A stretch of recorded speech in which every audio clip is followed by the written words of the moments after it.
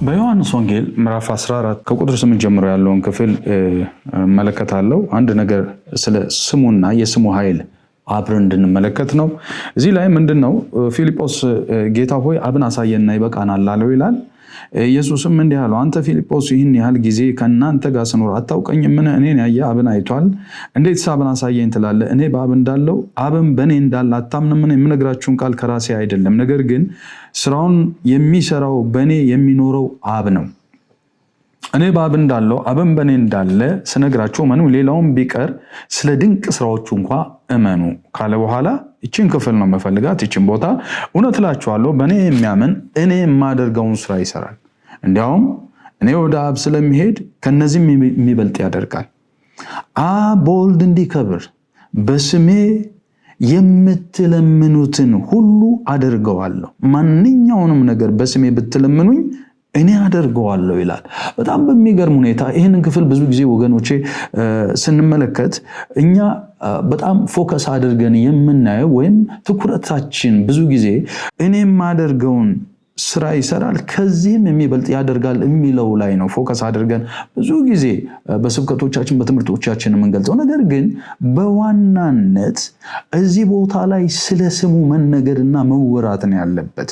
ስለዚህ ምን ማለቱ ነው? ማንኛውንም ነገር በስሜ ብትለምኑኝ እኔ አደርገዋለሁ። አብ በወልድ እንዲከብር በስሜ የምትለምኑትን ሁሉ አደርገዋለሁ ይላል። ስለዚህ ስለ ስሙ የሱ ስም ማለት ምን ማለት ነው?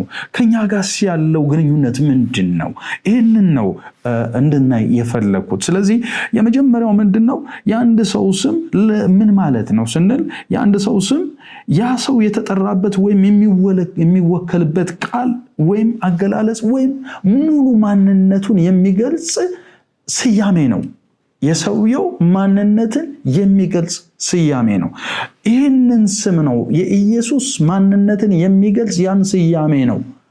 ስሙን ስንጠራ የኢየሱስን ማንነት አብሮ በስሙ ውስጥ አለ፣ አብሮ በስሙ ላይ አለ። ስም ሲጠቀስ ወይም ስንሰማ ሰውየውን ሁሉ ስለሱ የምናውቀውንና በእኛ ላይ ያሳደረውን ስሜት ወይም ተጽዕኖ ያንን ነው ሪፍሌክት የምናደርገው። ያን ተጽዕኖ ነው አብረን የምንጠራው። የኢየሱስን ስም ስንጠራ የኢየሱስን በምድር ላይ ያለውን ያን ተጽዕኖ አብረን ነው የምንጠራው። ስለዚህ በስሜ ብሎ ሲል ከነሙሉ ማንነቱ ከነሙሉ ተጽዕኖ ከነሙሉ ስራው the person of Christ and the work of Christ የምንለው የኢየሱስ ማንነትና የኢየሱስን ስራ ሁሉ ወክሎ የሚንቀሳቀስ ስም ነው። ስለዚህ በስሜ ሲል ይህንን ስም በዚህ መልክ ነው የምንጠራው። ስሙ የኃይሉ ምልክት ነው። የማንም ሰው ስም የኃይሉ ምልክት ነው፣ የአቅሙ ምልክት ነው፣ የጉልበቱ ምልክት ነው። እናም እያንዳንዱ የእግዚአብሔር ስም የማይታየውን የክብር የተወሰነ ክፍል ያንጸባርቃል፣ ያሳያል። እግዚአብሔርን ስም ስንጠራ ለምሳሌ ኤልሻዳይ ነው ስንል የእግዚአብሔርን ሁሉን ቻይነት የተወሰነው ማንነቱን ወይም እግዚአብሔርን ይሄንን ማንነቱን የሚያንጸባርቅ ክፍል መሆኑን ማሳያ ነው። የክርስቶስ ስም ክርስቶስ ያደረጋቸውን ቅድም እንዳልኩት የሱን ማንነትና የሱን ሙሉ ስራ ተሸክሞ የሚሄድ ስም ነው። ይሄንን ነው የምናየው። ሁለተኛው ነገር አንድ ነገር በሌላ ስም ማድረግ ምንድን ነው ብለን ጥያቄ መጠየቅ አለብን። ይሄ ማለት አንድ ነገር በሌላ ስም ማድረግ እኔ ስሜ አይደለም ያ ስም የኢየሱስን ስም ስጠቀም በውክልና ስልጣን ነው የምጠቀመው። እሱ እዚህ ጋር እንደተናገረው አብ በወልድ እንዲከብር በስሜ የምትለምኑትን ሁሉ አደርገዋለሁ። that means የስሙን ውክልና የምሰጣችሁ አብ በወልድ እንዲከብር ነው።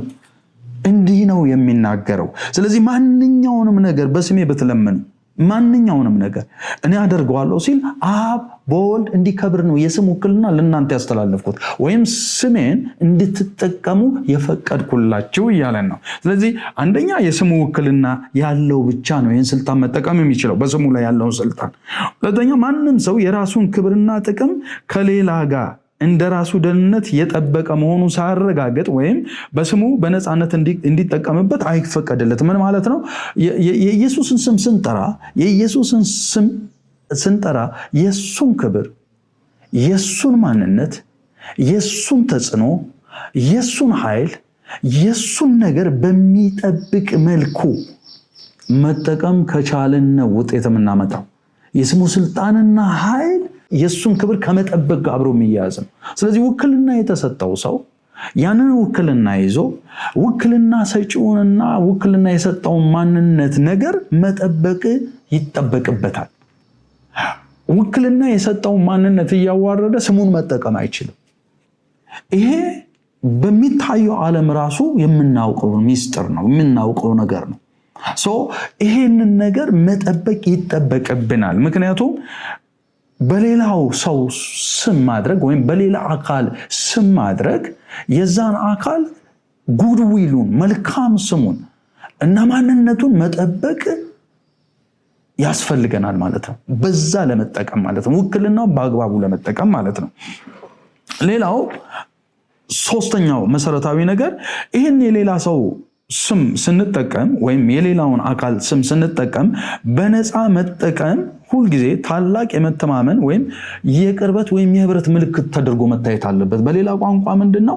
ይህንን ስም ጌታ ኢየሱስ እንደተናገረው አብ በወልድ እንዲከብር ነው እንድንጠቀም የተፈቀደልን። አብ በወልድ እንዲከብር እንድንጠቀመው ከተፈቀደልን ይህንን ስም ስንጠቀም አንደኛ ህጋዊ ሌጋል ዩኒየን እንዳለን፣ ህጋዊ ህብረት እንዳለን ከሱ ጋር እርግጠኛ መሆን አለብን። ማለትም ዳግመኛ ያልተወለደ ሰው ይህን ስም የመጠቀም መብት የለው። ህጋዊ መብት የለው፣ ሌጋል ዩኒየን የለው፣ ህጋዊ ህብረት የለው። ከዚህ የተነሳ በህግ የተረጋገጠ መሆን አለበት። የመንፈስ ቅዱስ ማህተም በላዩ ላይ ማረፍ መቻል አለበት። ዳግመኛ መወለዱ የሚታወቅበት። ሁለተኛው በህይወቱ ህብረት ሊኖረው ይገባል። ውክልናውን ብቻ ተቀብሎ የሚሮጥ ሰው መሆን የለበትም፣ በህጋዊ መንገድ ማለት ነው። ከዚህ ከወከለው አካል ጋር እየተነጋገረ የሚሰራ ሰው መሆን አለበት። ስሙን ለመጠቀም የስሙን ኃይል የስሙን ስልጣን ለማውጣት በስሙ ኃይልና ስልጣን ታላላቅ ነገሮችን ለማድረግ ይህን ማድረግ አለበት። ሶስተኛ የፍቅር ህብረት ሊኖረው ይገባል። በነፃ ነው የሰጠው። ይሄ ውክልና ሰማይ ለምድር የወከለው ውክልና ነው። በምድር የምንኖር ሰዎች ሰማይ ይሄንን ውክልና ሲሰጠን ሰማይ በወክለን በዚያ ልክ ተወክለን መገኘት መቻል አለብን እና ስልጣኑን መጠቀም ያለብን በዚህ መልክ ነው።